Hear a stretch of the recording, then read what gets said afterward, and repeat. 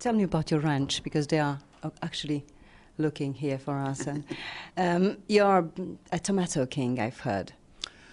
Well, I like to think so, but it's just we have a lot of snow up there, and we've been there 18 years, and I built a big greenhouse, and I started thinking, when I was a young kid, my dad used to take me to his allotment, and I used to smell those plants and think, wow, that, because I was never a big tomato fan as a kid, but I got into growing all these varieties from all over the world. In Poland, you've given me some special seeds. Really? Yeah. Gave you? Yeah.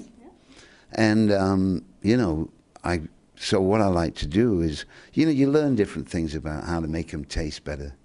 But I grow like about 20, 30 different varieties, and of course people love them. And you ride a horse?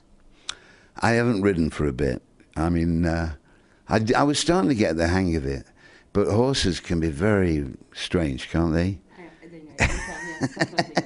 I never trust a horse. I mean, they always seem to, you think you know a horse and then suddenly, whoa, And now I'm 66. I don't ride too much. So what do you do when you're not recording?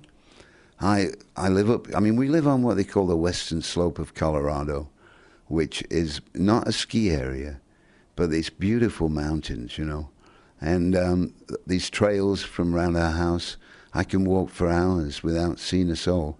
Just a few people who know me as the eccentric Englishman. But I go walking with my dogs and, do my tomatoes in the afternoon, listen to some music, and then watch movies in the evening. Do you talk to neighbors at all? Do they know you? Yeah. It was odd, because we did a fundraiser in the local village, because it's a very white area, it's all cowboys, like real cowboys. And they'd always, how are you doing, Joe? But they didn't know who I was. And then I did this show, and suddenly all these farmers are coming to me going, that was one hell of a show, Joe. So it was a good thing that I did to get closer to them.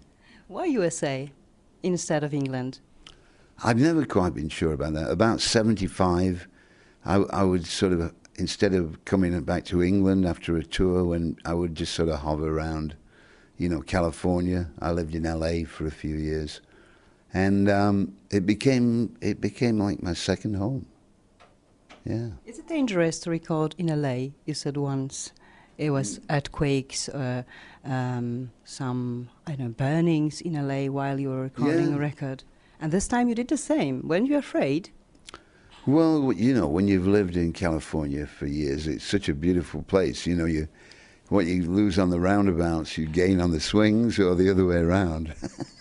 You take your chances. But on this album, fortunately, it was no fire hazards, no. So it was quite quiet. Yeah, it went quite smoothly. But we spent 6 months. I mean, I would do 2 tracks and then go back to the mountains, listen to some more songs, come back and cut a couple more. So it was a bit unusual in that way as a project.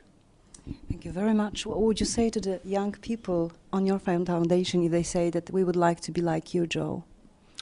I don't know if they really would. I think that, who knows, young kids, I mean, I'm hoping they're all a bit more green-minded, than we were. All we cared about was getting, I don't want to start swearing, but we got messed up, So if you want to be like me, I would hope, the later Joe rather than the early Joe. Thank you. Hey, Mara. It's such a pleasure. You too. I enjoyed talking to you. RMF FM.